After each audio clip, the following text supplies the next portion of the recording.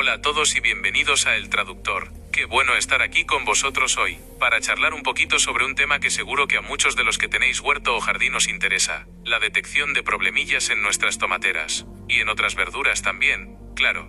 Vamos a ver, he preparado 5 preguntillas así, sencillas pero con información útil, para que podamos identificar qué le pasa a nuestras plantas, y cómo podemos echarles una mano. ¿Os parece bien? Pues empezamos. Pregunta 1. A ver, una muy común. ¿Qué señales nos pueden indicar que una planta de tomate está sufriendo una plaga? Respuesta 1.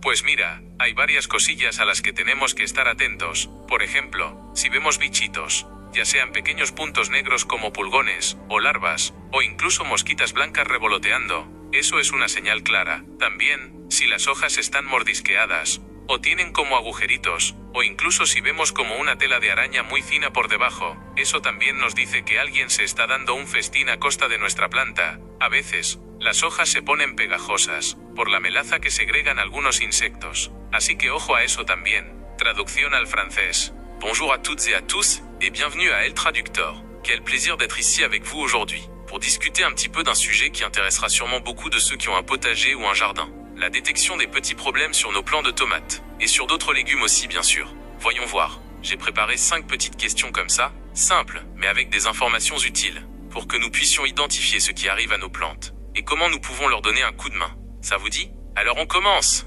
Question 1. Alors, une très courante. Quels signaux peuvent nous indiquer qu'un plant de tomates souffre d'un ravageur? Réponse 1.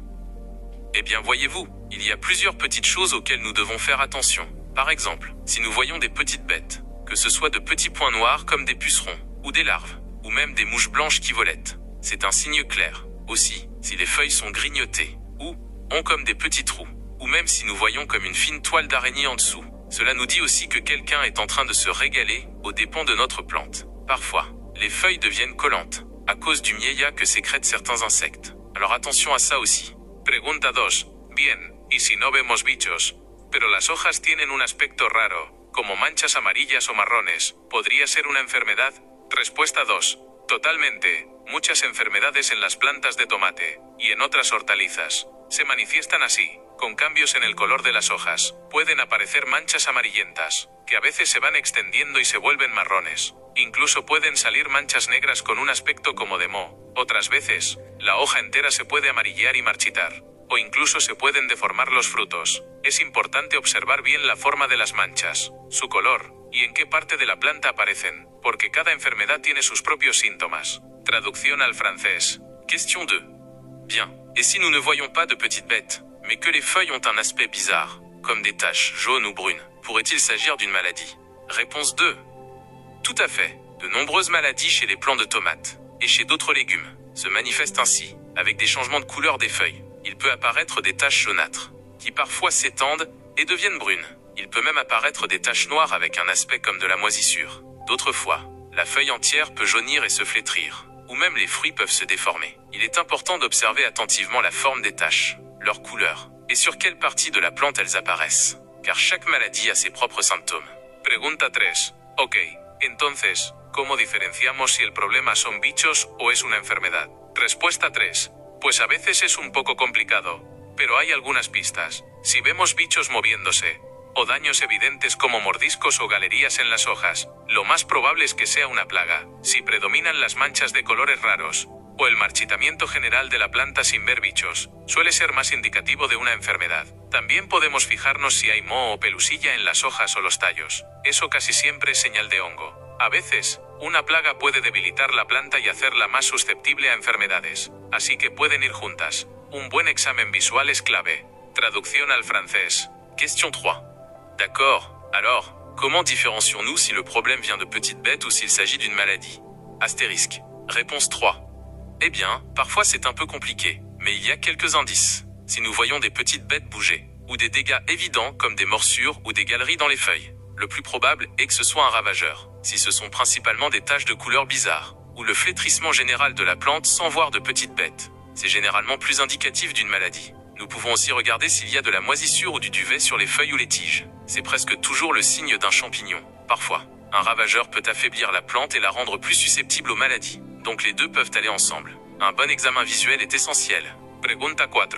Hablabas antes de carencias. ¿Cómo podemos saber si a nuestra tomatera le falta algún nutriente? Respuesta 4. A. Las carencias son otro tema importante. Aquí también las hojas nos dan muchas pistas. Por ejemplo, si las hojas más viejas se ponen amarillas, pero las nuevas están verdes, puede ser falta de nitrógeno. Si las hojas se enrollan hacia arriba y tienen un color verde oscuro con tonos morados, podría ser falta de fósforo. La falta de potasio a veces se ve con los bordes de las hojas amarillentos o marrones, como quemados. El magnesio también puede causar amarillamiento entre las venas de las hojas más viejas. Cada carencia tiene sus síntomas visuales, y a veces se parecen entre sí. Por eso es importante observar bien qué hojas están afectadas y cómo es el patrón de decoloración. Traducción al francés. Question 4. Tu parlais avant de carence. Comment pouvons-nous savoir si notre plant de tomates manque de nutriments? Réponse 4.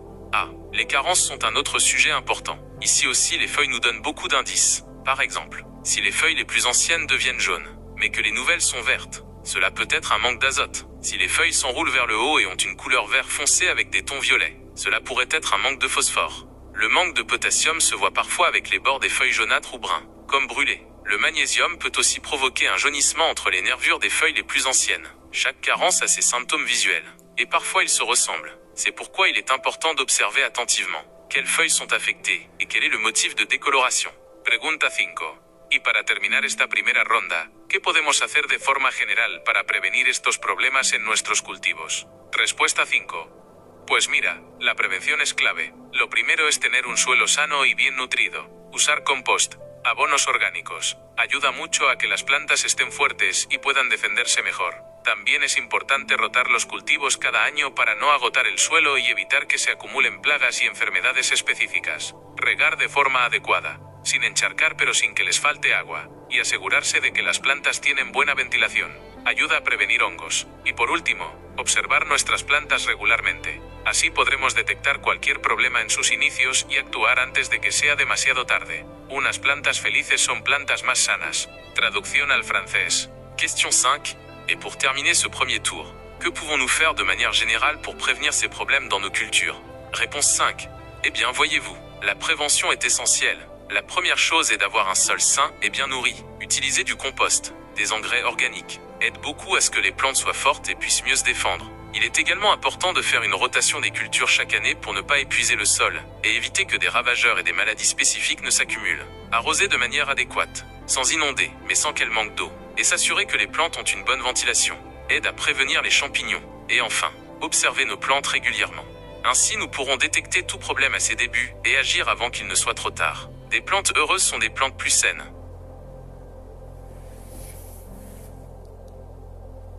Pregunta 6. Bien, ahora que sabemos cómo identificar algunos problemas, ¿qué remedios caseros o ecológicos podemos usar para combatir las plagas más comunes como el pulgón? Respuesta 6.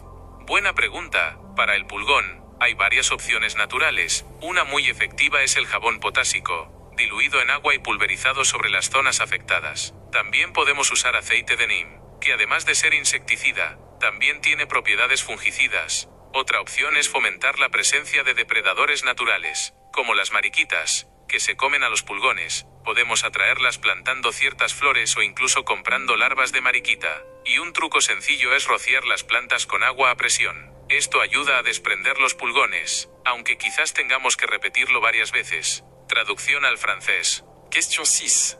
Bien, maintenant que nous savons comment identifier certains problèmes, quels remèdes maison ou écologiques pouvons-nous utiliser pour combattre les ravageurs les plus courants comme le puceron? Réponse 6.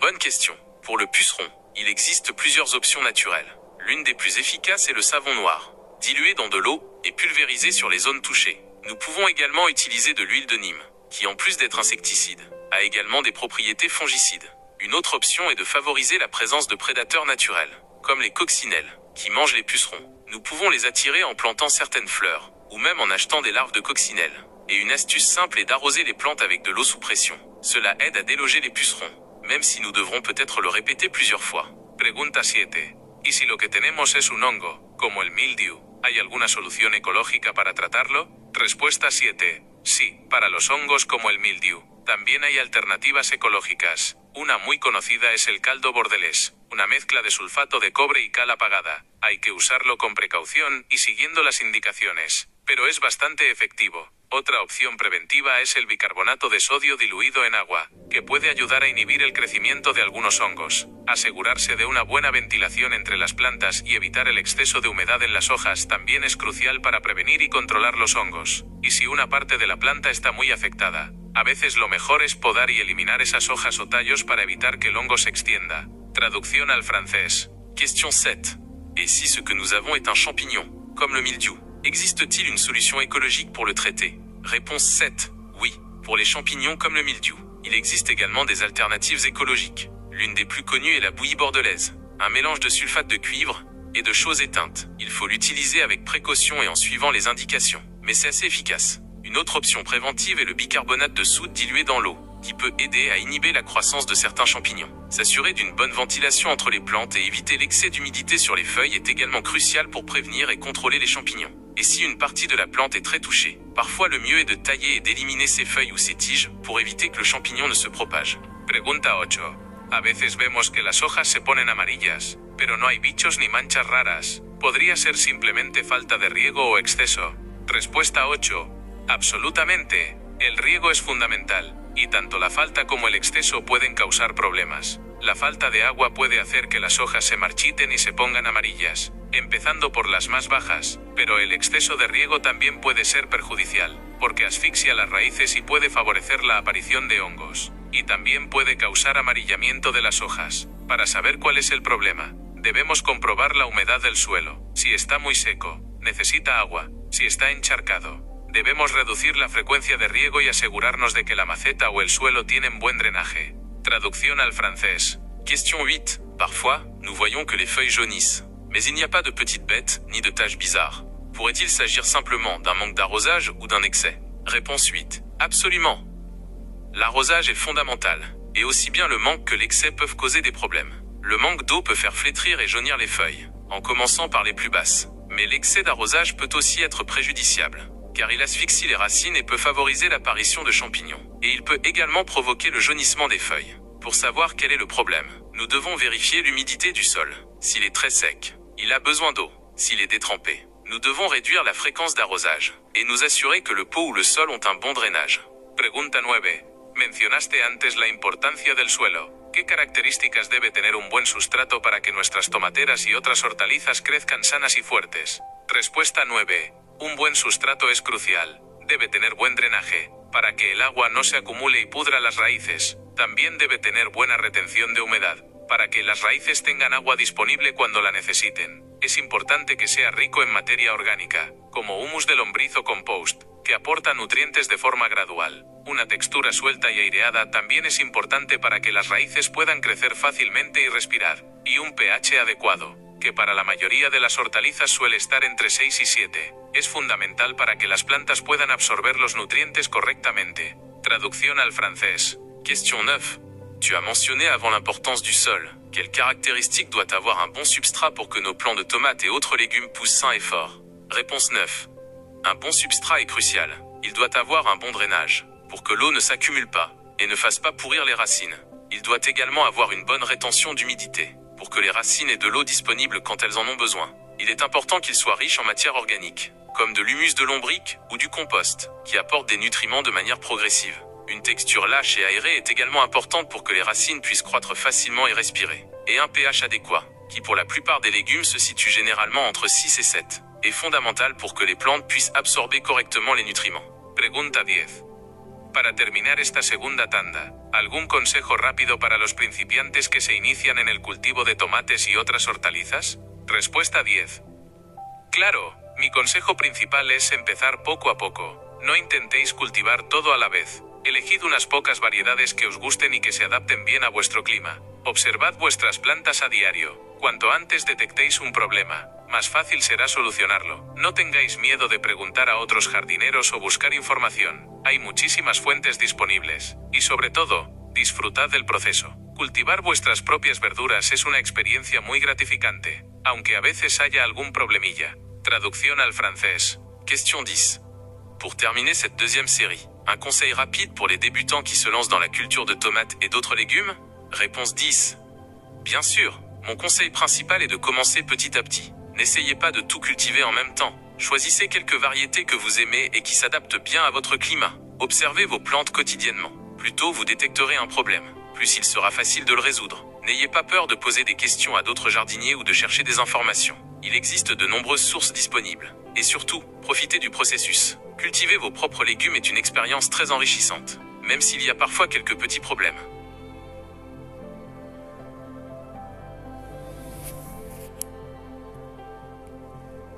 Pregunta 11. Bien, a veces vemos que los tomates tienen como una mancha negra en la parte de abajo. ¿A qué se debe esto y cómo podemos evitarlo? Respuesta 11. A. Eso es la podredumbre apical o peseta, un problema bastante común en los tomates, y a veces en pimientos y berenjenas. Aunque parezca una enfermedad, en realidad suele estar causado por una deficiencia de calcio en el fruto. Esto no siempre significa que no haya calcio en el suelo, sino que la planta no lo está absorbiendo correctamente. Para evitarlo, es importante asegurar un riego regular y uniforme, ya que las fluctuaciones en la humedad pueden dificultar la absorción del calcio. También podemos añadir calcio al suelo, con harina de huesos o cáscaras de huevo trituradas, y evitar el exceso de abono nitrogenado, que puede desequilibrar la absorción de otros nutrientes. Traducción al francés. Question 11. Bien, parfois nous voyons que les tomates ont comme une tache noire sur le dessous. À quoi est-ce dû et comment pouvons-nous l'éviter? Réponse 11. A. C'est la nécrose apicale ou cul noir. Un problème assez courant chez les tomates, et parfois chez les poivrons et les aubergines. Bien que cela ressemble à une maladie, en réalité c'est souvent causé par une carence en calcium dans le fruit. Cela ne signifie pas toujours qu'il n'y a pas de calcium dans le sol, mais plutôt que la plante ne l'absorbe pas correctement. Pour l'éviter, il est important d'assurer un arrosage régulier et uniforme, car les fluctuations d'humidité peuvent rendre difficile l'absorption du calcium. Nous pouvons également ajouter du calcium au sol, avec de la poudre d'os ou des coquilles d'œufs broyées, et éviter l'excès d'engrais azotés, qui peut déséquilibrer l'absorption d'autres nutriments. Pregunta 12. Otra cosa que preocupa a muchos es cuando las hojas se rizan. ¿Qué puede causar que las hojas de tomate se enrollen? Respuesta 12. El enrollamiento de las hojas puede tener varias causas. A veces es una reacción de la planta al estrés hídrico, ya sea por falta o por exceso de agua. También puede ser una respuesta al calor excesivo o al viento fuerte. Algunas plagas, como los pulgones o la mosca blanca, pueden causar que las hojas se deformen y se enrollen. Y en algunos casos, puede ser un síntoma de alguna enfermedad viral. Para identificar la causa, es importante observar otros síntomas, como el color de las hojas, si hay bichos, o las condiciones ambientales. Traducción al francés. Question 12. Une autre chose qui inquiète beaucoup est lorsque les feuilles s'enroulent. Qu'est-ce qui peut faire que les feuilles de tomates s'enroulent? Réponse 12. L'enroulement des feuilles peut avoir plusieurs causes. Parfois, c'est une réaction de la plante au stress hydrique, que ce soit par manque ou par excès d'eau. Cela peut aussi être une réponse à une chaleur excessive ou à un vent fort. Certains ravageurs, comme les pucerons ou la mouche blanche, peuvent faire que les feuilles se déforment et s'enroulent. Et dans certains cas, cela peut être un symptôme d'une maladie virale. Pour identifier la cause, il est important d'observer d'autres symptômes, comme la couleur des feuilles, s'il y a des petites bêtes, ou les conditions environnementales. Pregunta 13. A veces las flores se caen sin llegar a formar el fruto. ¿Por qué ocurre esto y qué podemos hacer? Respuesta 13. La caída de flores, o aborto floral, es frustrante. Puede deberse a varios factores. Temperaturas extremas, tanto mucho calor como mucho frío, pueden impedir la polinización. También la falta de agua o el exceso pueden causar este problema. A veces, una falta de nutrientes, especialmente fósforo, puede influir. Otra causa puede ser una mala polinización. Si no hay suficientes insectos polinizadores, o si las condiciones no son las adecuadas. Para ayudar, podemos asegurar un riego constante, proteger las plantas de temperaturas extremas, si es posible, y fomentar la presencia de polinizadores plantando flores que los atraigan. En algunos casos, se puede recurrir al polinizado manual. Traducción al francés. Question 13. Parfois, les fleurs tombent sans former de fruits. Pourquoi cela arrive-t-il et que pouvons-nous faire? Réponse 13. La chute des fleurs, ou avortement floral, est frustrante. Cela peut être dû à plusieurs facteurs. Des températures extrêmes, aussi bien une forte chaleur qu'un grand froid, peuvent empêcher la pollinisation. Le manque d'eau ou l'excès peuvent également causer ce problème. Parfois, un manque de nutriments, en particulier de phosphore, peut influencer. Une autre cause peut être une mauvaise pollinisation, s'il n'y a pas assez d'insectes pollinisateurs, ou si les conditions ne sont pas adéquates. Pour aider, nous pouvons assurer un arrosage constant, protéger les plantes des températures extrêmes si possible, et favoriser la présence de pollinisateurs en plantant des fleurs qui les attirent. Dans certains cas, on peut recourir à la pollinisation manuelle. Pregunta 14. ¿Qué pasa con otros vegetales como el calabacín o el pepino? ¿Sufren problemas similares a los del tomate? Respuesta 14. Sí, muchos de los problemas que afectan al tomate también pueden aparecer en otras hortalizas como el calabacín y el pepino. También pueden sufrir de pulgones, mosca blanca, mildiu, oidio, y problemas relacionados con el riego y la nutrición. La podredumbre apical también puede afectar al calabacín. Es importante estar atentos a los síntomas específicos de cada planta, pero muchas de las estrategias de prevención y tratamiento son similares. Por ejemplo, la rotación de cultivos, el riego adecuado y el uso de remedios ecológicos como el jabón potásico o el aceite de neem son útiles para varias especies. Traducción al francés. Question 14. Qu'en est-il d'autres légumes comme la courgette ou le concombre? Souffrent-ils de problèmes similaires à ceux de la tomate? Réponse 14.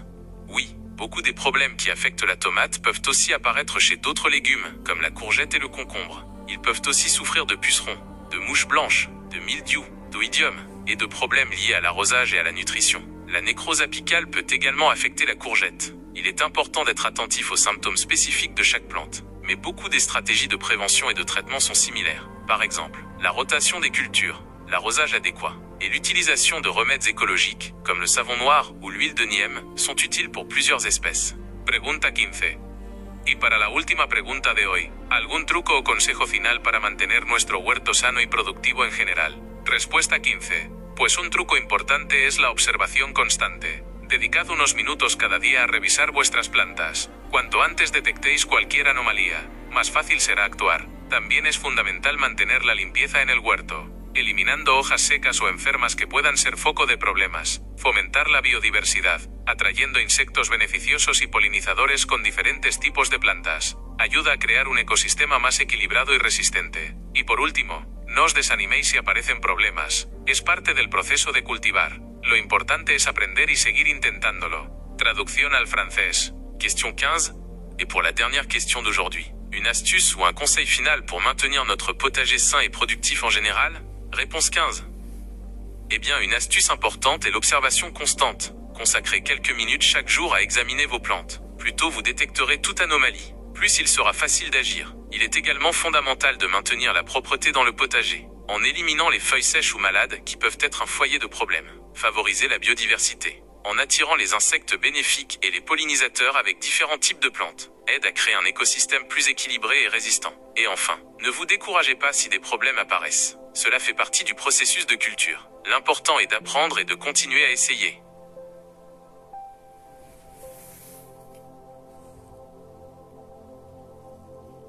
Pregunta 16. A veces las hojas de mis plantas se ven como si tuvieran polvo blanco por encima. ¿Qué puede ser y cómo lo trato? Respuesta 16. Ah, eso muy probablemente sea oidio. Es un hongo muy común que se manifiesta como un polvillo blanco o grisáceo sobre las hojas, los tallos e incluso los frutos. Suele aparecer en condiciones de alta humedad y temperaturas moderadas, con poca circulación de aire. Para tratarlo de forma ecológica, puedes usar una solución de bicarbonato de sodio diluido en agua, con unas gotas de jabón potásico. También el aceite de neem puede ser efectivo. Es importante mejorar la ventilación entre las plantas y evitar el riego por encima para no mojar las hojas. Si hay hojas muy afectadas, lo mejor es eliminarlas. Traducción al francés. Question 16. Parfois les feuilles de mes plantes ont l'air d'avoir de la poudre blanche dessus. Qu'est-ce que ça peut être? Et comment je le traite? Réponse 16. Ah, c'est très probablement de l'oïdium. C'est un champignon très courant qui se manifeste par une poudre blanche ou grisâtre sur les feuilles, les tiges et même les fruits. Il apparaît généralement dans des conditions de forte humidité et de température modérée, avec peu de circulation d'air. Pour le traiter de manière écologique, vous pouvez utiliser une solution de bicarbonate de soude diluée dans de l'eau avec quelques gouttes de savon noir. L'huile de neem peut également être efficace. Il est important d'améliorer la ventilation entre les plantes et d'éviter l'arrosage par aspersion pour ne pas mouiller les feuilles. S'il y a des feuilles très atteintes, le mieux est de les éliminer. Pregunta 17. He notado unos pequeños túneles o galerías en las hojas de algunas de mis plantas. ¿Qué plaga puede estar causando esto? Respuesta 17. Eso suena a minador de hojas. Son las larvas de pequeñas moscas que se alimentan del tejido interior de las hojas, dejando esas características galerías o túneles. Suelen afectar a varias hortalizas y plantas ornamentales. Para controlarlos, puedes eliminar y destruir las hojas afectadas. También puedes usar trampas pegajosas amarillas para capturar a las moscas adultas y reducir la puesta de huevos. El aceite de neem también puede ayudar a controlar las larvas. En casos más severos, se pueden usar insecticidas específicos, pero siempre siguiendo las indicaciones y precauciones. Traducción al francés. Question 17. J'ai remarqué de petits tunnels ou galeries dans les feuilles de certaines de mes plantes. Quel ravageur peut en être la cause? Réponse 17. Cela ressemble à une mineuse. Ce sont les larves de petites mouches qui se nourrissent du tissu intérieur des feuilles, laissant ces galeries ou tunnels caractéristiques. Elles affectent généralement plusieurs légumes et plantes ornementales. Pour les contrôler, vous pouvez éliminer et détruire les feuilles atteintes. Vous pouvez également utiliser des pièges collants jaunes pour capturer les mouches adultes et réduire la ponte des œufs. L'huile de neem peut également aider à contrôler les larves. Dans les cas plus graves, on peut utiliser des insecticides spécifiques, mais toujours en suivant les indications et les précautions. Pregunta 18. A veces mis plantas se ven débiles y con las hojas amarillentas, pero no logro identificar ninguna plaga o enfermedad específica. ¿Podría ser un problema de nutrientes en general? Respuesta 18. Sí, es muy posible que sea un problema de desequilibrio nutricional. Las plantas necesitan una variedad de nutrientes en las cantidades adecuadas para crecer sanas. Un suelo pobre o un abonado inadecuado pueden llevar a deficiencias de varios elementos a la vez, lo que se manifiesta con un aspecto general débil, hojas amarillentas, clorosis, crecimiento lento, etc. Lo ideal sería hacer un análisis de suelo para saber qué nutrientes faltan. Mientras tanto, puedes intentar mejorar la calidad del suelo añadiendo compost o humus de lombriz, que aportan nutrientes de forma equilibrada y mejoran la estructura del suelo. También puedes usar un abono orgánico de amplio espectro siguiendo las indicaciones del fabricante. Traducción al francés. Question 18. Parfois, mes plantes ont l'air faibles et avec des feuilles jaunâtres, mais je n'arrive pas à identifier de ravageurs ou de maladies spécifiques. Pourrait-il s'agir d'un problème de nutriments en général? Réponse 18. Oui, il est fort possible que ce soit un problème de déséquilibre nutritionnel. Les plantes ont besoin d'une variété de nutriments dans les bonnes quantités pour pousser sainement. Un sol pauvre ou un engrais inadéquat peuvent entraîner des carences de plusieurs éléments à la fois, ce qui se manifeste par un aspect général faible, des feuilles jaunâtres, chlorose, une croissance lente, etc. L'idéal serait de faire une analyse de sol pour savoir quels nutriments manquent. En attendant, vous pouvez essayer d'améliorer la qualité du sol en ajoutant du compost ou de l'humus de lombric, qui apporte des nutriments de manière équilibrée et améliore la structure du sol. Vous pouvez également utiliser un engrais organique à large spectre en suivant les indications du fabricant. Pregunta 19. He oído hablar de la importancia de las plantas compañeras. ¿Cómo pueden ayudarnos a prevenir problemas en nuestros cultivos de tomate y otros vegetales? Respuesta 19. Las plantas compañeras son una maravilla. Algunas plantas pueden repeler naturalmente ciertas plagas con sus olores o exudados radiculares. Por ejemplo, la albahaca se dice que ayuda a repeler la mosca blanca y el pulgón del tomate. Otras plantas pueden atraer insectos beneficiosos, como las mariquitas o las avispas parasitoides, que se alimentan de las plagas. Algunas leguminosas, como los frijoles o las lentejas, pueden fijar nitrógeno en el suelo, beneficiando a las plantas vecinas. Incluso algunas plantas pueden mejorar la estructura del suelo con sus raíces o competir con las malas hierbas. Investigar qué combinaciones son beneficiosas para tus cultivos puede ser una estrategia muy útil para la prevención de problemas. Traducción al francés. Question 19. J'ai entendu parler de l'importance des plantes compagnes. Comment peuvent-elles nous aider à prévenir les problèmes dans nos cultures de tomates et d'autres légumes? Réponse 19. Les plantes compagnes sont une merveille. Certaines plantes peuvent repousser naturellement certains ravageurs grâce à leurs odeurs, ou aux exsudats de leurs racines.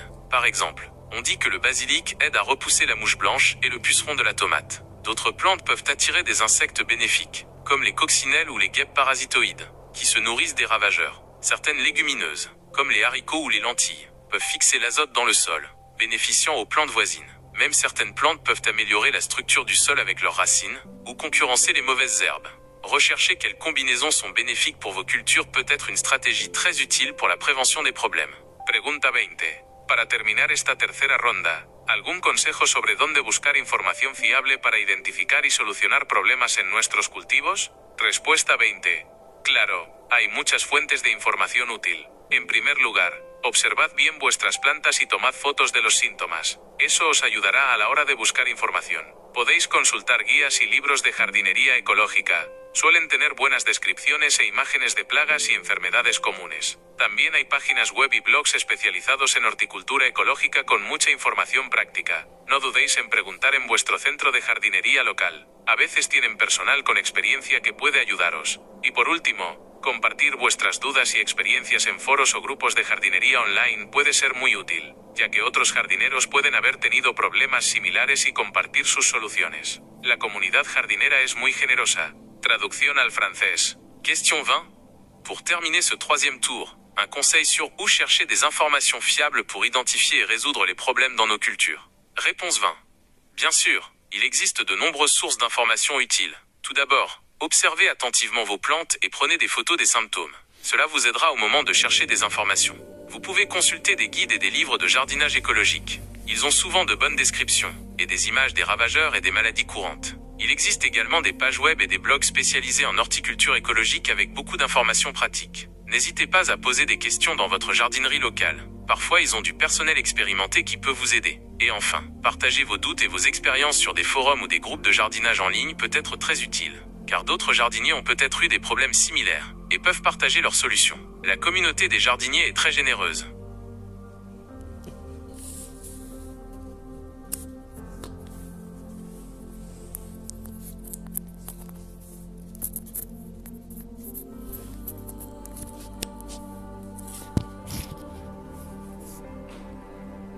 Pregunta 21. A veces veo hormigas subiendo por mis tomateras. ¿Son perjudiciales directamente o pueden indicar otro problema? Respuesta 21. Las hormigas por sí solas no suelen ser un problema directo para las tomateras. Sin embargo, su presencia a menudo indica que hay pulgones o cochinillas en la planta. Estos insectos segregan una sustancia azucarada llamada melaza, de la que las hormigas se alimentan. Así que las hormigas actúan como pastoras de estas plagas, protegiéndolas de depredadores a cambio de su melaza. Por lo tanto, si ves muchas hormigas subiendo por tus tomateras, revisa bien las hojas y los tallos en busca de pulgones o cochinillas. Controlar estas plagas es la clave para deshacerte de las hormigas. Traducción al francés. Question 21. Parfois, je vois des fourmis monter sur mes plants de tomates. Sont-elles directement nuisibles, ou peuvent-elles indiquer un autre problème? Réponse 21. Les fourmis en elles-mêmes ne sont généralement pas un problème direct pour les plants de tomates. Cependant, leur présence indique souvent qu'il y a des pucerons ou des cochenilles sur la plante. Ces insectes sécrètent une substance sucrée appelée miella, dont les fourmis se nourrissent. Ainsi, les fourmis agissent comme des bergères de ces ravageurs, les protégeant des prédateurs en échange de leur miella. Par conséquent, si vous voyez beaucoup de fourmis monter sur vos plants de tomates, examinez attentivement les feuilles et les tiges à la recherche de pucerons ou de cochenilles. Contrôler ces ravageurs est la clé pour vous débarrasser des fourmis. Pregunta 22. Mis calabacines están desarrollando una especie de polvo blanco en las hojas, parecido al del tomate. ¿Es el mismo problema y se trata igual? Respuesta 22. Sí, lo más probable es que sea oidio.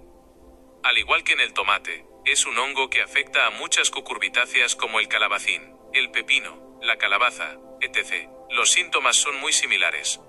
Un polvillo blanco o grisáceo en la superficie de las hojas y los tallos. El tratamiento ecológico también suele ser el mismo. Soluciones de bicarbonato de sodio o aceite de neem. Mejorar la ventilación y evitar mojar las hojas al regar. Sin embargo, es importante actuar pronto, ya que en el calabacín puede extenderse rápidamente y debilitar la planta. Traducción al francés. Question 22. Mes courgettes développent une sorte de poudre blanche sur les feuilles, similaire à celle de la tomate. Est-ce le même problème et le traite-t-on de la même manière? Réponse 22. Oui, le plus probable est que ce soit de l'oïdium, tout comme pour la tomate. C'est un champignon qui affecte de nombreuses cucurbitacées comme la courgette, le concombre, la citrouille, etc. Les symptômes sont très similaires. Une poudre blanche ou grisâtre à la surface des feuilles et des tiges. Le traitement écologique est également généralement le même. Solution de bicarbonate de soude ou d'huile de neem. Améliorer la ventilation et éviter de mouiller les feuilles lors de l'arrosage. Cependant, il est important d'agir rapidement, car chez la courgette, il peut se propager rapidement et affaiblir la plante. Pregunta 23. Algunas de mis hojas de lechuga tienen agujeros irregulares, como si algo las estuviera mordisqueando. ¿Qué podría ser y cómo lo manejo en un cultivo de hojas? Respuesta 23. Los agujeros irregulares en las hojas de lechuga suelen ser obra de babosas y caracoles. Son especialmente activos por la noche y en días húmedos. Dejan rastros brillantes y pegajosos. Para controlarlos de forma ecológica en cultivos de hojas, puedes usar trampas de cerveza, les atrae el olor y caen dentro. También puedes esparcir tierra de diatomeas alrededor de las plantas, que actúa como una barrera abrasiva. Otra opción es recogerlos a mano por la noche o temprano por la mañana. Fomentar la presencia de depredadores naturales como los erizos o los pájaros también ayuda. Traducción al francés. Question 23. Certaines de mes feuilles de laitue ont des trous irréguliers, comme si quelque chose les grignotait. Qu'est-ce que ça pourrait être et comment je gère ça dans une culture de feuilles? Réponse 23.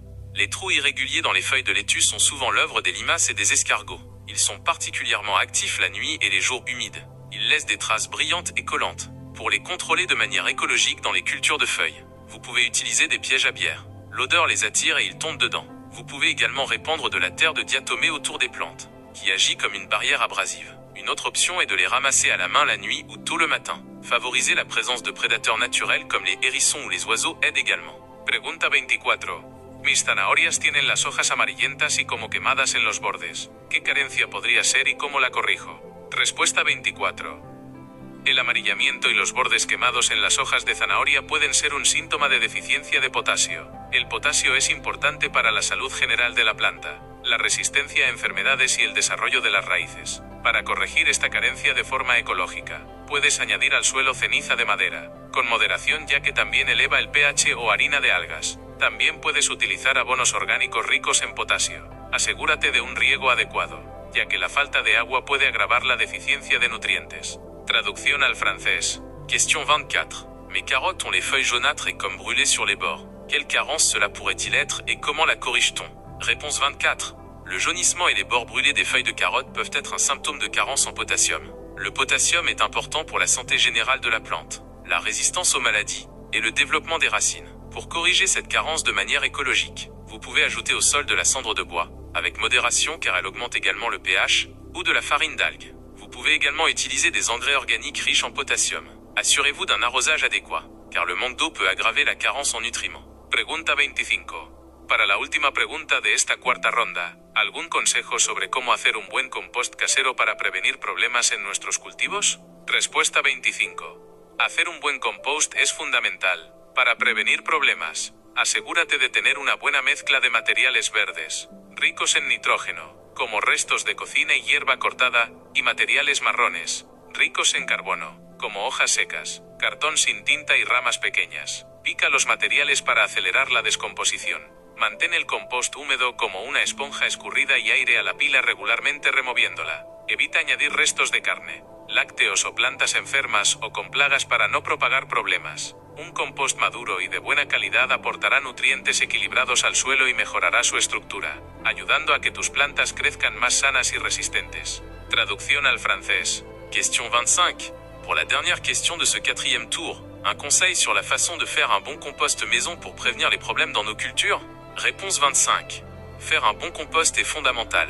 Pour prévenir les problèmes, assurez-vous d'avoir un bon mélange de matières vertes, riches en azote, comme les restes de cuisine et l'herbe coupée, et de matières brunes, riches en carbone, comme les feuilles sèches, le carton sans encre, et les petites branches. Coupez les matériaux pour accélérer la décomposition. Maintenez le compost humide comme une éponge essorée, et aérez le tas régulièrement en le remuant. Évitez d'ajouter des restes de viande, des produits laitiers, ou des plantes malades ou infestées, pour ne pas propager les problèmes. Un compost mûr et de bonne qualité apportera des nutriments équilibrés au sol et améliorera sa structure, aidant ainsi vos plantes à pousser plus saines et plus résistantes.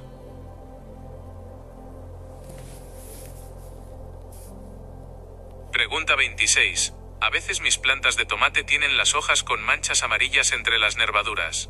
Pero las nervaduras siguen verdes. ¿Qué carencia podría ser esta? Respuesta 26.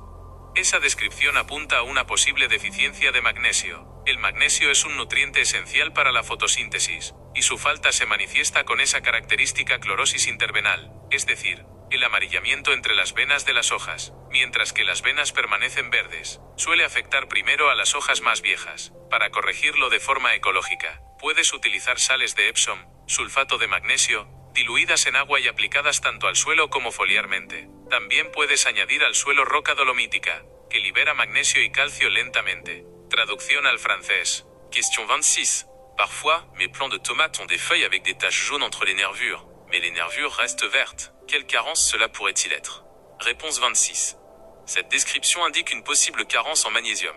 Le magnésium est un nutriment essentiel pour la photosynthèse, et son manque se manifeste par cette chlorose intervénale caractéristique, c'est-à-dire le jaunissement entre les nervures des feuilles, tandis que les nervures restent vertes. Cela affecte généralement d'abord les feuilles les plus anciennes. Pour le corriger de manière écologique, vous pouvez utiliser du sel d'Epsom, sulfate de magnésium, dilué dans l'eau et appliqué aussi bien au sol que par voie foliaire. Vous pouvez également ajouter au sol de la dolomite, qui libère lentement du magnésium et du calcium.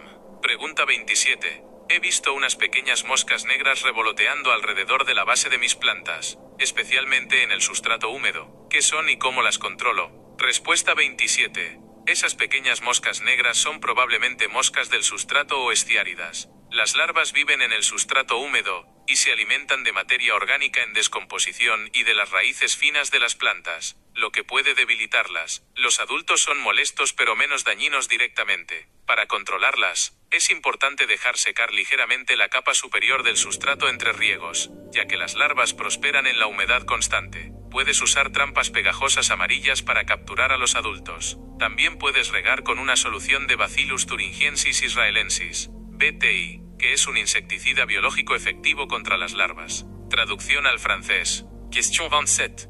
J'ai vu de petites mouches noires voler autour de la base de mes plantes, surtout dans le substrat humide. Qu'est-ce que c'est? Et comment les contrôler? Réponse 27.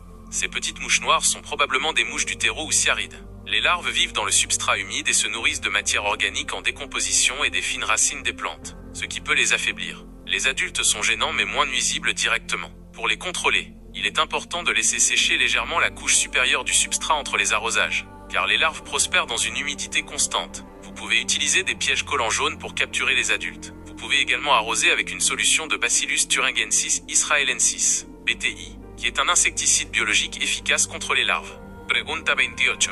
Algunas de mis plantas de pimiento tienen las hojas deformadas y con un aspecto como aceitoso o brillante. ¿Podría ser un virus? Respuesta 28. Sí. Esa descripción podría sugerir la presencia de un virus. Los virus en las plantas pueden causar una variedad de síntomas, incluyendo deformación de las hojas, cambios en el color, moteado, amarillamiento, crecimiento raquítico y un aspecto brillante o aceitoso en las hojas. Los virus suelen ser transmitidos por insectos como pulgones o mosca blanca, o a través de herramientas de jardinería contaminadas. No hay cura para los virus en las plantas. La mejor estrategia es la prevención.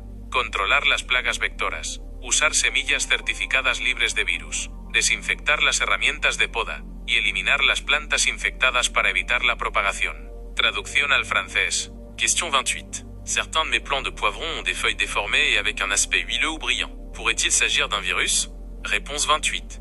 Oui, cette description pourrait suggérer la présence d'un virus. Les virus chez les plantes peuvent provoquer une variété de symptômes, y compris la déformation des feuilles, des changements de couleur, marbrure, jaunissement, une croissance rabougrie, et un aspect brillant ou huileux sur les feuilles. Les virus sont généralement transmis par des insectes tels que les pucerons ou les mouches blanches, ou par des outils de jardinage contaminés. Il n'y a pas de remède contre les virus chez les plantes. La meilleure stratégie est la prévention. Contrôler les ravageurs vecteurs. Utiliser des graines certifiées exemptes de virus. Désinfecter les outils de taille et éliminer les plantes infectées pour éviter la propagation. Pregunta 29.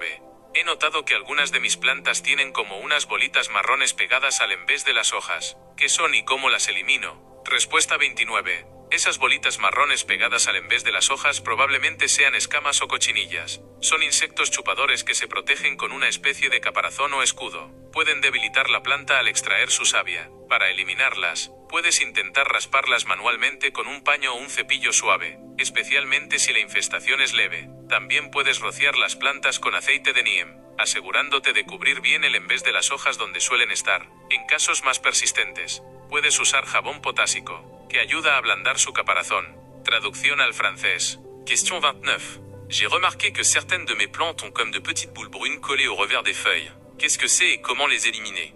Réponse 29. Ces petites boules brunes collées au revers des feuilles sont probablement des cochenilles. Ce sont des insectes suceurs qui se protègent avec une sorte de carapace ou de bouclier. Ils peuvent affaiblir la plante en aspirant sa sève. Pour les éliminer, vous pouvez essayer de les gratter manuellement avec un chiffon ou une brosse douce, surtout si l'infestation est légère. Vous pouvez également pulvériser les plantes avec de l'huile de Nîmes, en vous assurant de bien couvrir le revers des feuilles où elles se trouvent généralement. Dans les cas plus persistants, vous pouvez utiliser du savon noir, qui aide à ramollir leur carapace. Pregunta 30. Para terminar esta quinta ronda, ¿algún consejo sobre cómo almacenar correctamente las semillas que recolectamos de nuestros propios cultivos para evitar problemas futuros? Respuesta 30.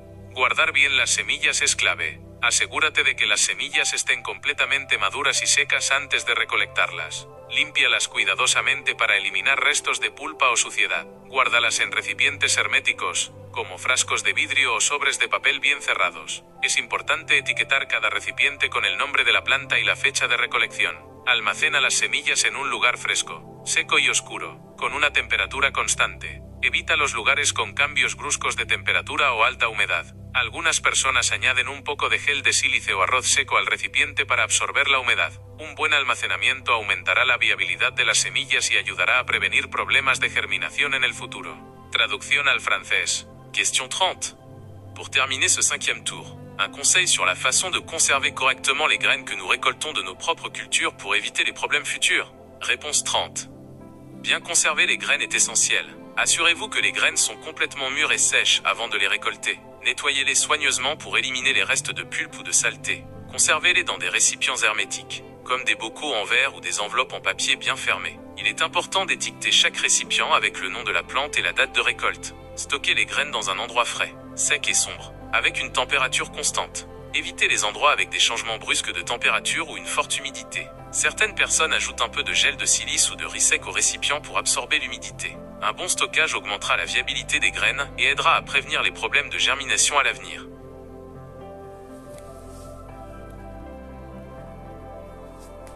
Pregunta 31. A veces veo que los tallos de mis plantas se vuelven blandos y se pudren cerca de la base. ¿Qué podría estar causando esto? Respuesta 31. Eso suena a damping off o podredumbre del cuello. Es un problema común en plántulas jóvenes, pero también puede afectar a plantas más maduras en condiciones de exceso de humedad y mala ventilación. Varios hongos del suelo pueden ser los responsables. Para prevenirlo, asegúrate de tener un buen drenaje en el sustrato, no riegues en exceso, y proporciona una buena circulación de aire alrededor de las plantas. Si ves plantas afectadas, lo mejor es eliminarlas para evitar que el hongo se propague. En semilleros, puedes usar sustratos estériles y evitar la siembra demasiado densa. Traducción al francés. Question 31. Parfois je vois les tiges de mes plantes devenir molles et pourrir près de la base. Qu'est-ce qui pourrait causer cela? Réponse 31. Cela ressemble à la fonte des semis ou à la pourriture du collet. C'est un problème courant chez les jeunes plants. Mais il peut aussi affecter les plantes plus matures dans des conditions d'excès d'humidité et de mauvaise ventilation. Plusieurs champignons du sol peuvent en être responsables. Pour le prévenir, assurez-vous d'avoir un bon drainage dans le substrat. N'arrosez pas excessivement. Et assurez une bonne circulation de l'air autour des plantes. Si vous voyez des plantes atteintes, le mieux est de les éliminer pour éviter que le champignon ne se propage. Dans les semis, vous pouvez utiliser des substrats stériles et éviter un semis trop dense. Pregunta 32. Mis pepinos tienen las hojas amarillas con manchas verdes, como un mosaico. ¿Qué podría ser esta enfermedad? Respuesta 32. Esos síntomas sugieren un posible virus del mosaico del pepino, CMV. Como mencionamos antes con los virus, causan patrones irregulares de color en las hojas, a menudo con un aspecto de mosaico o manchas amarillas y verdes. También puede haber deformación de las hojas y los frutos, y un crecimiento reducido. El CMV suele ser transmitido por pulgones, al igual que con otros virus. No hay cura. La prevención es clave. Controlar los pulgones, usar semillas certificadas y eliminar las plantas infectadas. Traducción al francés. Question 32. Mes concombres ont des feuilles jaunes avec des taches vertes, comme une mosaïque. Quelle pourrait être cette maladie? Réponse 32. Ces symptômes suggèrent un possible virus de la mosaïque du concombre, CMV. Comme nous l'avons mentionné précédemment avec les virus, ils provoquent des motifs irréguliers de couleur sur les feuilles, souvent avec un aspect de mosaïque ou des taches jaunes et vertes. Il peut également y avoir une déformation des feuilles et des fruits, et une croissance réduite. Le CMV est généralement transmis par les pucerons, tout comme pour les autres virus. Il n'y a pas de remède. La prévention est essentielle. Contrôlez les pucerons, utilisez des graines certifiées et éliminez les plantes infectées. Pregunta 33. A veces mis plantas parecen marchitarse incluso con el suelo húmedo. ¿Qué podría estar pasando con las raíces? Respuesta 33.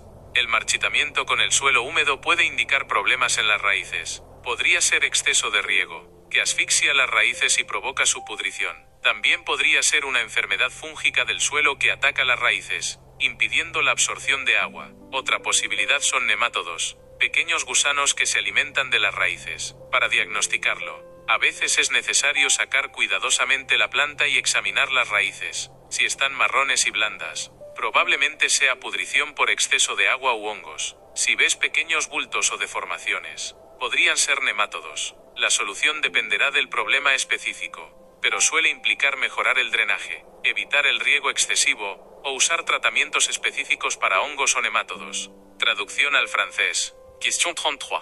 Parfois, mes plantes semblent se flétrir même avec un sol humide. Qu'est-ce qui pourrait se passer avec les racines? Réponse 33. Le flétrissement avec un sol humide peut indiquer des problèmes au niveau des racines.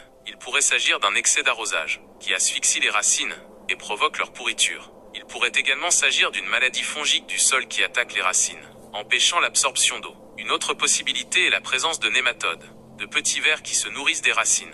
Pour le diagnostiquer, il est parfois nécessaire de sortir délicatement la plante et d'examiner les racines. Si elles sont brunes et molles, il s'agit probablement d'une pourriture due à un excès d'eau ou à des champignons. Si vous voyez de petites bosses ou des déformations, il pourrait s'agir de nématodes. La solution dépendra du problème spécifique, mais elle implique généralement d'améliorer le drainage, d'éviter l'arrosage excessif ou d'utiliser des traitements spécifiques pour les champignons ou les nématodes.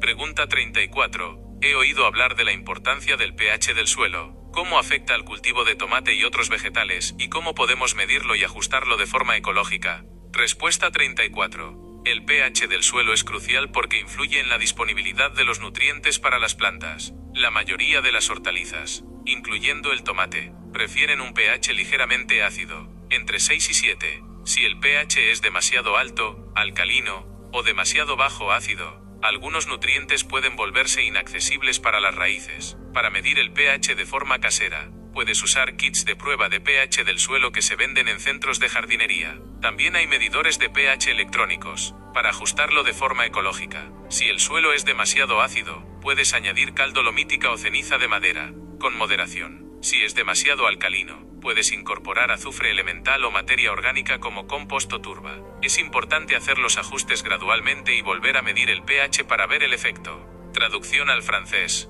Question 34. J'ai entendu parler de l'importance du pH du sol. Comment cela affecte-t-il la culture de la tomate et d'autres légumes?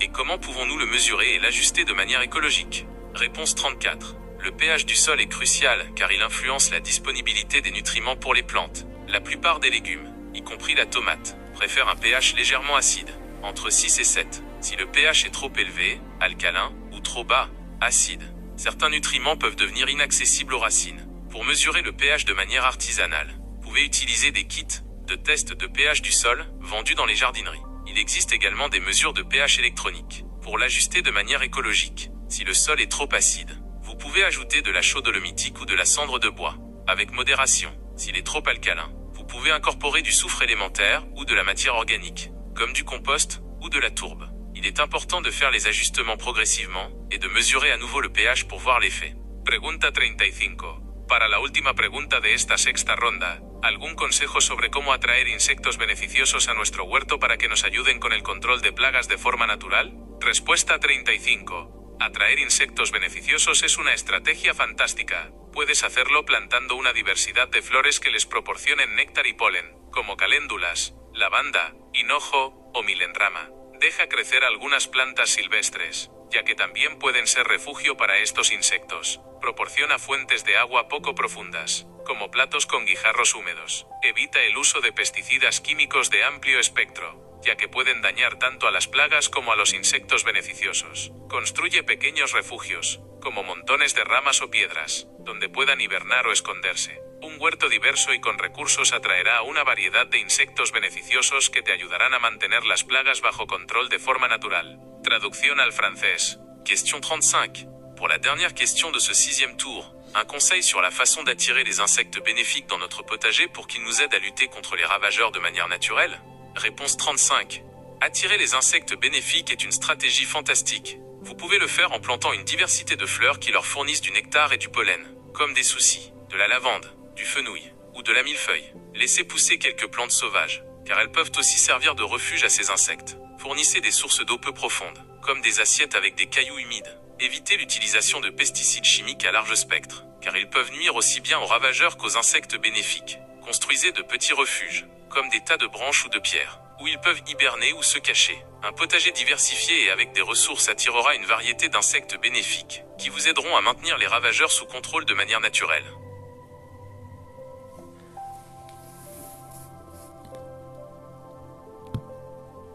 Pregunta 36.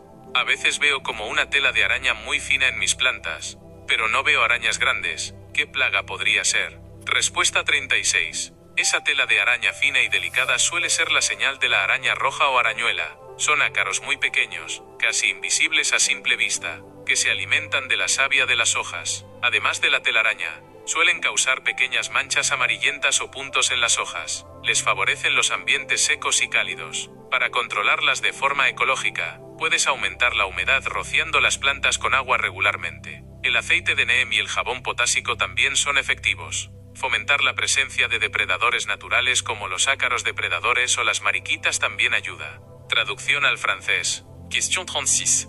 Parfois, je vois comme une très fine toile d'araignée sur mes plantes, mais je ne vois pas de gros araignées. Quel ravageur cela pourrait-il être? Réponse 36.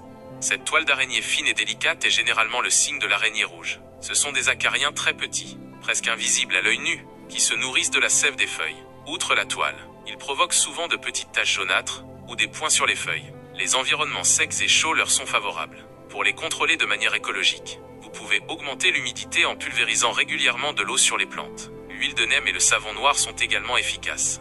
Favoriser la présence de prédateurs naturels comme les acariens prédateurs ou les coccinelles aide également. Pregunta 37. Mis hojas de col están llenas de agujeros grandes e irregulares. ¿Qué oruga podría estar causando esto y cómo la manejo? Respuesta 37. Esos agujeros grandes en las hojas de col son probablemente obra de orugas de la col, como la oruga de la col pequeña, Pieris rapae, o la oruga de la col grande, Pieris brassicae. Son voraces y pueden defoliar rápidamente las plantas. Para manejarlas de forma ecológica, puedes revisar regularmente las hojas, especialmente el embés, y retirar las orugas y los huevos a mano. También puedes usar una malla anti-insectos para cubrir las coles y evitar que las mariposas pongan sus huevos. El Bacillus thuringiensis, BT, es un insecticida biológico muy efectivo contra las orugas y seguro para otros insectos beneficiosos. Traducción al francés. Question 37. Mes feuilles de chou sont pleines de grands trous irréguliers. Quelle chenille pourrait en être la cause et comment la gérer? Réponse 37. Ces grands trous dans les feuilles de chou sont probablement l'œuvre de chenilles du chou, comme la pierrite de la rave, Pieris rapae, ou la pierrite du chou, Pieris brassicae. Elles sont voraces et peuvent défolier rapidement les plantes. Pour les gérer de manière écologique, vous pouvez inspecter régulièrement les feuilles, surtout le revers, et retirer les chenilles et les œufs à la main. Vous pouvez également utiliser un filet anti-insecte pour couvrir les choux et empêcher les papillons de pondre leurs œufs. Le Bacillus thuringiensis, BT, est un insecticide biologique très efficace contre les chenilles et sans danger pour les autres insectes bénéfiques. Pregunta 38.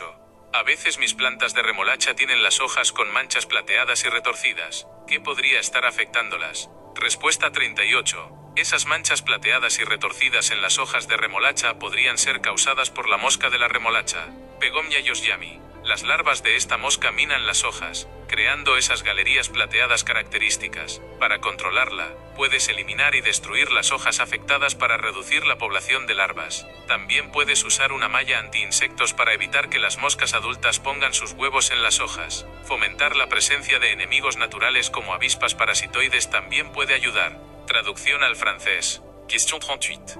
Parfois, mes plants de betterave ont des feuilles avec des taches argentées et tordues. Qu'est-ce qui pourrait les affecter? Réponse 38. Ces taches argentées et tordues sur les feuilles de betterave pourraient être causées par la mouche de la betterave, Pegomnia yosyami. Les larves de cette mouche minent les feuilles, créant ces galeries argentées caractéristiques. Pour la contrôler, vous pouvez éliminer et détruire les feuilles atteintes pour réduire la population de larves. Vous pouvez également utiliser un filet anti-insectes pour empêcher les mouches adultes de pondre leurs œufs sur les feuilles. Favoriser la présence d'ennemis naturels comme les guêpes parasitoïdes peut également aider. Pregunta 39.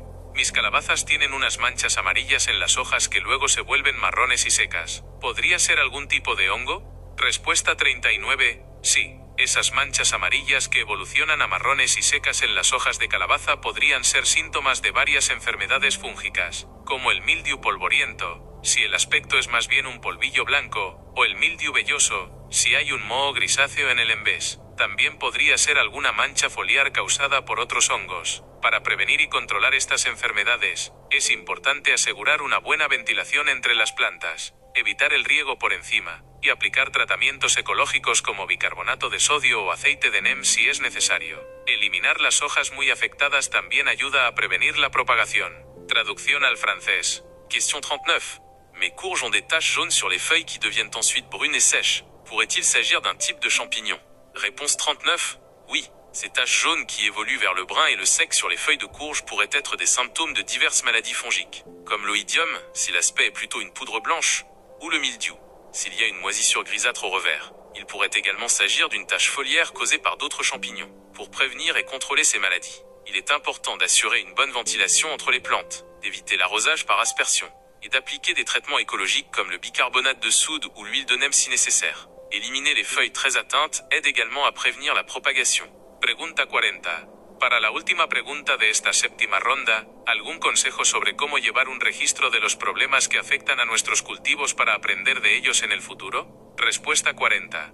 Llevar un registro es una excelente idea. Puedes crear un cuaderno o una hoja de cálculo donde anotes la fecha, el tipo de planta afectada, los síntomas que observaste, las fotos que tomaste, las posibles causas que identificaste, y los tratamientos que aplicaste. También es útil anotar las condiciones climáticas y de riego. Esto te permitirá identificar patrones, saber qué problemas son más comunes en tu zona y qué tratamientos fueron más efectivos. Con el tiempo, tendrás tu propia base de datos personalizada de problemas y soluciones para tu huerto, lo que te ayudará a tomar decisiones más informadas en el futuro y a prevenir problemas antes de que aparezcan. Traducción al francés. Question 40.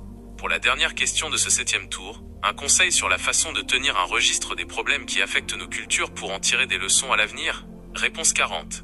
Tenir un registre est une excellente idée. Vous pouvez créer un cahier ou une feuille de calcul où vous notez la date, le type de plante affectée, les symptômes que vous avez observés, les photos que vous avez prises, les causes possibles que vous avez identifiées et les traitements que vous avez appliqués. Il est également utile de noter les conditions climatiques et d'arrosage. Cela vous permettra d'identifier des schémas, de savoir quels problèmes sont les plus courants dans votre région et quels traitements ont été les plus efficaces. Avec le temps, vous aurez votre propre base de données personnalisée de problèmes et de solutions pour votre potager, ce qui vous aidera à prendre des décisions plus éclairées à l'avenir et à prévenir les problèmes avant qu'ils n'apparaissent.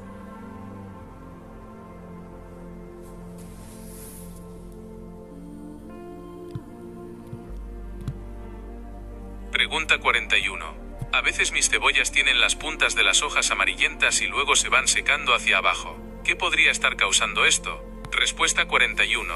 Ese amarillamiento y secado de las puntas de las hojas de cebolla puede ser un síntoma de varias cosas. Podría ser falta de agua, especialmente en épocas secas. También podría ser una deficiencia de nutrientes, como nitrógeno o potasio. Otra posibilidad es la presencia de alguna enfermedad fúngica, como la punta quemada de la hoja, botrytis esquamosa. Para identificar la causa, revisa la humedad del suelo y si has abonado recientemente. Si sospechas de un hongo, asegúrate de una buena ventilación y evita el riego por encima. En casos persistentes, podrías considerar un fungicida ecológico. Traducción al francés. Question 41. Parfois, les pointes des feuilles de mes oignons jaunissent puis sèchent vers le bas. Qu'est-ce qui pourrait causer cela? Réponse 41. Ce jaunissement et ce dessèchement des pointes des feuilles d'oignon peuvent être le symptôme de plusieurs choses. Il pourrait s'agir d'un manque d'eau, surtout pendant les périodes sèches. Il pourrait également s'agir d'une carence en nutriments, comme l'azote ou le potassium. Une autre possibilité est la présence d'une maladie fongique, comme la brûlure des feuilles, botrytis squamosa. Pour identifier la cause, vérifiez l'humidité du sol, et si vous avez fertilisé récemment. Si vous suspectez un champignon, assurez-vous d'une bonne ventilation, et évitez l'arrosage par aspersion. Dans les cas persistants, vous pourriez envisager un fongicide écologique. Pregunta 42. Mis ajos tienen las hojas con unas rayas amarillas y pálidas. ¿Qué podría estar afectándolos? Respuesta 42. Esas rayas amarillas y pálidas en las hojas de ajo podrían ser causadas por varias cosas. Una posibilidad es la presencia de ácaros, como el ácaro de la cebolla y el ajo. También podría ser un síntoma de alguna enfermedad viral. Otra causa podría ser una deficiencia de azufre. Para identificar el problema, observa si ves pequeños ácaros en las hojas. Si sospechas de un virus, no hay tratamiento, pero puedes prevenir su propagación controlando los insectos vectores. Si crees que es una deficiencia de azufre, puedes añadir al suelo algún abono rico en azufre. Traducción al francés. Question 42. Mes ails ont des feuilles avec des rayures jaunes et pâles. Qu'est-ce qui pourrait les affecter? Réponse 42. Ces rayures jaunes et pâles sur les feuilles d'ail pourraient être causées par plusieurs choses. Une possibilité est la présence d'acariens, comme l'acarien de l'oignon et de l'ail. Cela pourrait également être le symptôme d'une maladie virale. Une autre cause pourrait être une carence en soufre. Pour identifier le problème, observez si vous voyez de petits acariens sur les feuilles. Si vous suspectez un virus, il n'y a pas de traitement, mais vous pouvez prévenir sa propagation en contrôlant les insectes vecteurs. Si vous pensez qu'il s'agit d'une carence en soufre, vous pouvez ajouter au sol un engrais riche en soufre. Pregunta 43. A veces mis plantas de brócoli tienen como unas bolitas verdes pegadas a las hojas y los tallos. ¿Qué plaga podría ser? Respuesta 43.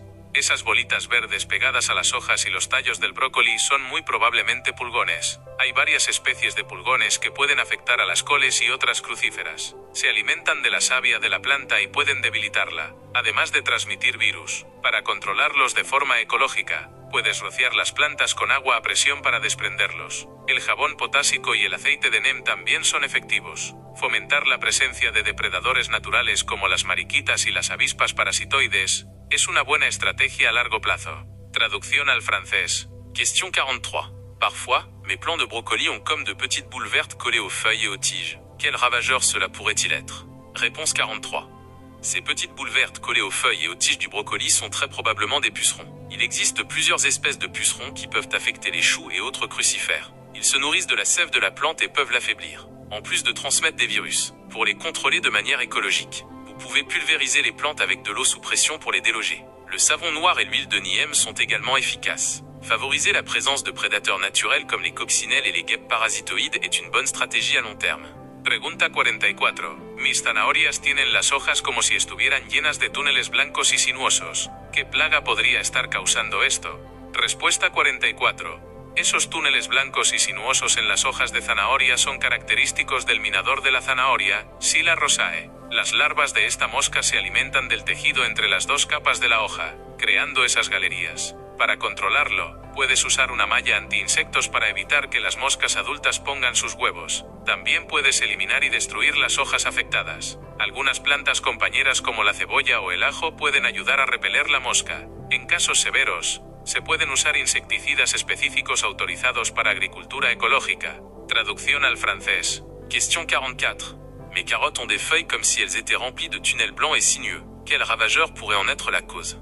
Réponse 44. Ces tunnels blancs et sinueux dans les feuilles de carottes sont caractéristiques de la mouche de la carotte, Scilla rosae. Les larves de cette mouche se nourrissent du tissu entre les deux couches de la feuille, créant ces galeries. Pour la contrôler, vous pouvez utiliser un filet anti-insecte pour empêcher les mouches adultes de pondre leurs œufs. Vous pouvez également éliminer et détruire les feuilles atteintes. Certaines plantes compagnes comme l'oignon ou l'ail peuvent aider à repousser la mouche. Dans les cas graves, on peut utiliser des insecticides spécifiques, autorisés pour l'agriculture biologique. Pregunta 45. Para la última pregunta de esta octava ronda, ¿algún consejo sobre cómo preparar el suelo para la siembra o el trasplante para prevenir problemas desde el inicio? Respuesta 45. Preparar bien el suelo es fundamental para prevenir problemas. Asegúrate de que el suelo esté bien drenado y aireado, añadiendo arena o perlita si es necesario. Enriquécelo con materia orgánica como composto o humus de lombriz para aportar nutrientes y mejorar su estructura. Si has tenido problemas de hongos en el pasado, puedes considerar la solarización del suelo en verano cubriéndolo con plástico transparente.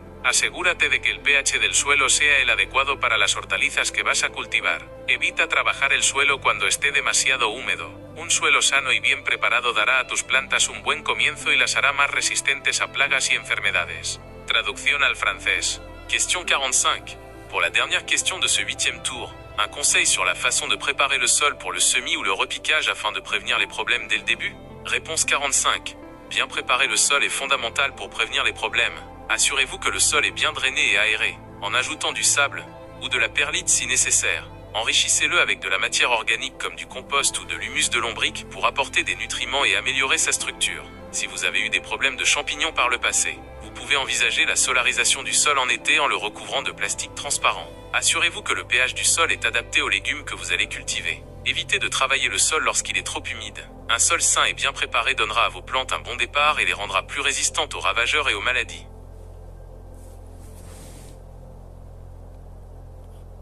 Pregunta 46. A veces mis fresas tienen las hojas con manchas rojas o marrones y los frutos también presentan manchas y se pudren. ¿Qué podría estar afectándolas? Respuesta 46. Esos síntomas en las fresas podrían indicar varias enfermedades fúngicas. Las manchas rojas o marrones en las hojas podrían ser mancha de la hoja de la fresa, Mycospherae fragariae, o chamuscado de la hoja, Diplocarpon ehrliana. La pudrición de los frutos podría ser botritis, Botrytis cinerea, u otras pudriciones del fruto. Para manejarlas, es importante asegurar una buena circulación de aire alrededor de las plantas, evitar el riego por encima y eliminar las hojas y frutos afectados. El uso de mulch, acolchado, puede ayudar a prevenir que las esporas del suelo salpiquen a las plantas. En casos severos, se pueden usar fungicidas ecológicos. Traducción al francés. Question 46. Parfois, mes fraises ont des feuilles avec des taches rouges ou brunes et les fruits présentent également des taches et pourrissent. Qu'est-ce qui pourrait les affecter? Réponse 46.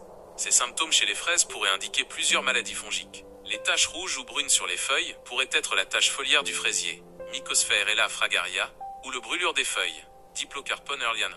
La pourriture des fruits pourrait être la pourriture grise, Botrytis cinerea, ou d'autres pourritures du fruit. Pour les gérer, il est important d'assurer une bonne circulation de l'air autour des plantes, d'éviter l'arrosage par aspersion et d'éliminer les feuilles et les fruits atteints. L'utilisation de paillis peut aider à empêcher les spores du sol d'éclabousser les plantes. Dans les cas graves, on peut utiliser des fongicides écologiques. Pregunta 47. Mis frambuesas tienen las hojas amarillentas con las nervaduras verdes, parecido a lo que pasaba con el tomate. ¿Podría ser la misma carencia?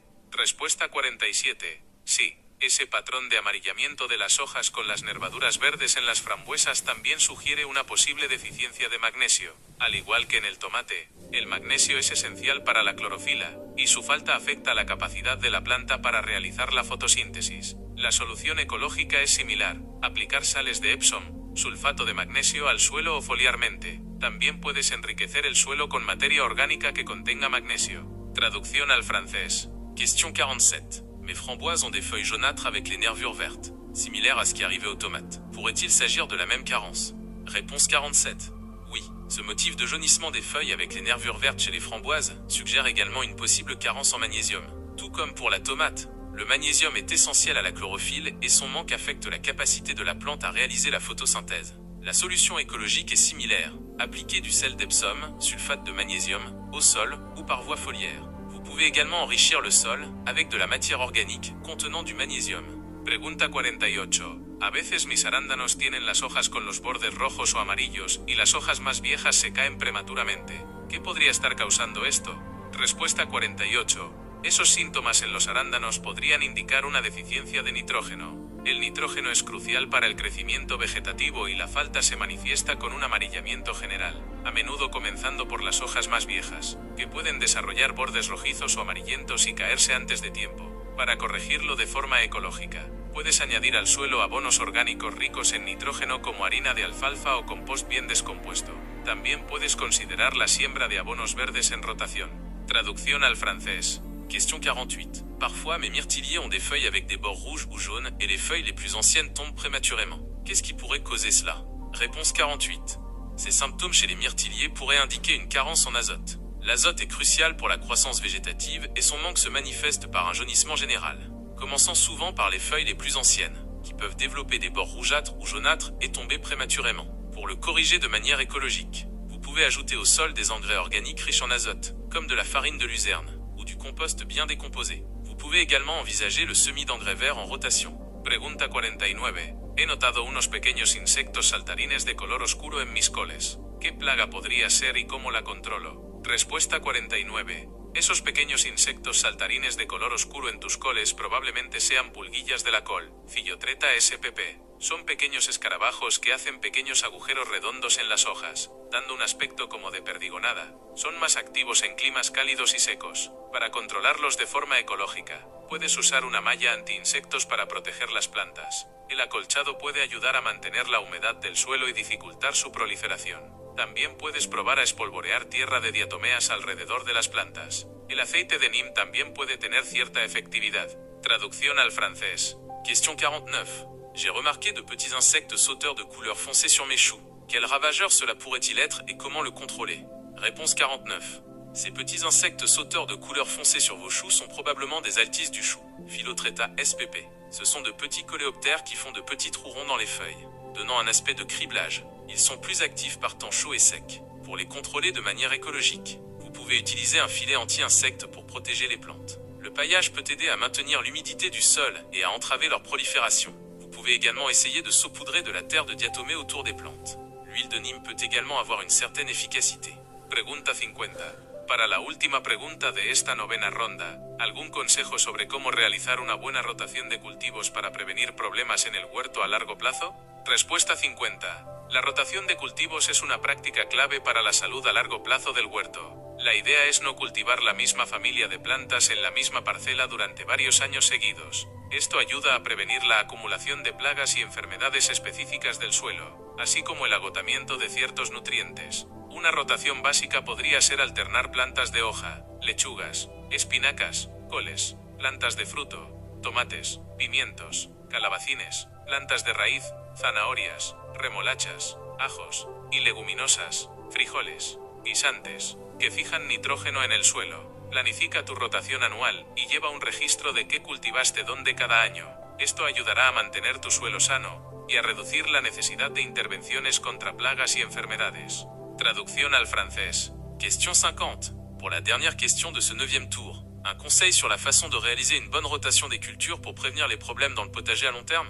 Réponse 50. La rotation des cultures est une pratique clé pour la santé à long terme du potager. L'idée est de ne pas cultiver la même famille de plantes sur la même parcelle pendant plusieurs années consécutives. Cela aide à prévenir l'accumulation de ravageurs et de maladies spécifiques du sol, ainsi que l'épuisement de certains nutriments. Une rotation de base pourrait consister à alterner les plantes feuilles, salades, épinards, choux, les plantes fruits, tomates, poivrons, courgettes, les plantes racines, carottes, betteraves, ail, et les légumineuses, haricots, pois, qui fixent l'azote dans le sol.